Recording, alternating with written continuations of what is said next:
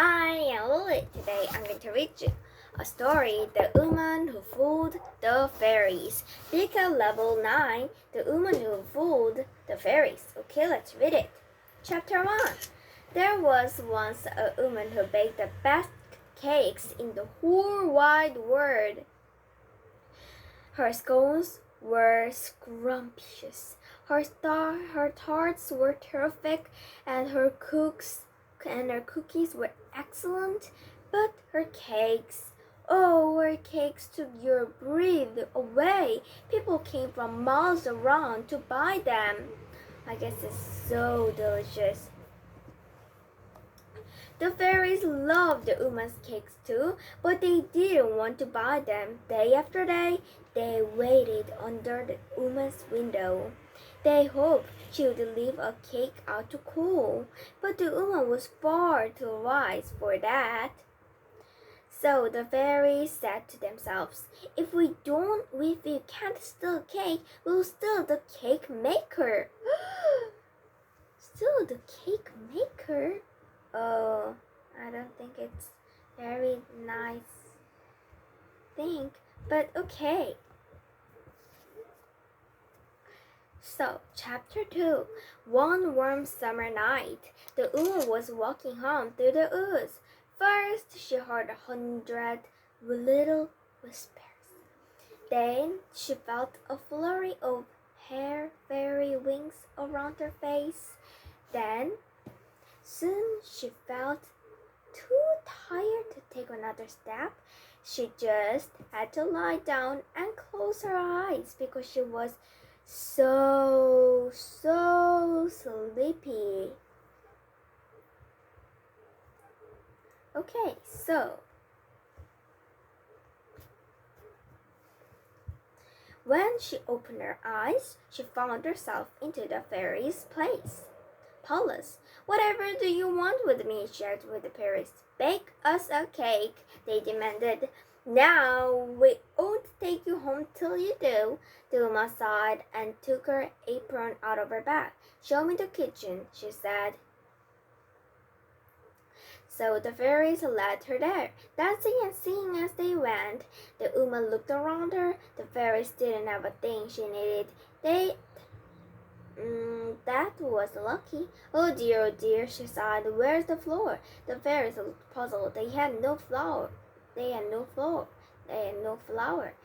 I have plenty of flour, said the woman, in my cottage. The fairies flew straight to the woman's cottage, and in no time they were back with a huge bag of flour.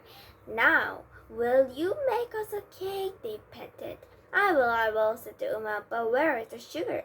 The fairies looked surprised. They had no sugar and butter. The woman laughed. I have both in my kitchen. The fairies flew so fast that almost met themselves coming back.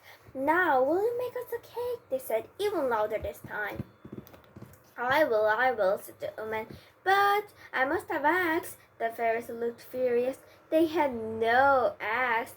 There's a dozen in my pantry. The woman tore them. Yeah, and in less than a minute, the fairies were back, juggling the eggs in the air. Now, will you make us a cake? They cried louder than ever. I will, said the woman, when I have a big enough bowl. A bowl, they squealed on the tops of their tiny voices. There's one on my kitchen counter, said the woman. And bring me a wooden spoon, she called after them. It took 10 fairies to carry the woman's mixing bowl, and another 3 to carry the spoon. Now, will you make us a cake? She asked. Oh, okay, I will, said the woman. Now that I have everything I need. Chapter 3.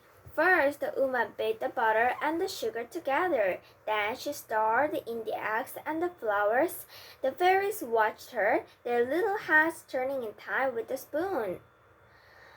Then it was mixed. When it was mixed, the woman shook her head again. How can I bake a cake with no baking pan? Where is it? Where is it? Squealed the fairies halfway out of the oven. In the cupboard under the sink. The fairies then came back, beating on the pan as if it were a drum. It was enough to give the woman a headache. She emptied. Oh, she emptied. She emptied the mixture into the baking pan. Then she looked around her again.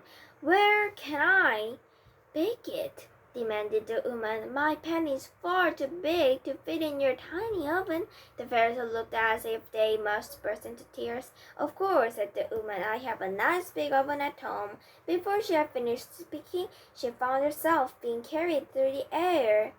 The fairies were tired of the woman by now. They tossed her between them like a pancake. But she landed softly in her own kitchen when she stood grinning at them. The fairies knew that they had been tricked. They looked so sad. The woman almost felt sorry for them. She said she would still bake their cake. But the fairies were too tired to care. They flew home to their beds. The next morning, when the cake was cool, the woman took it to the fairies' palace. She left the cake where she knew that they would find it.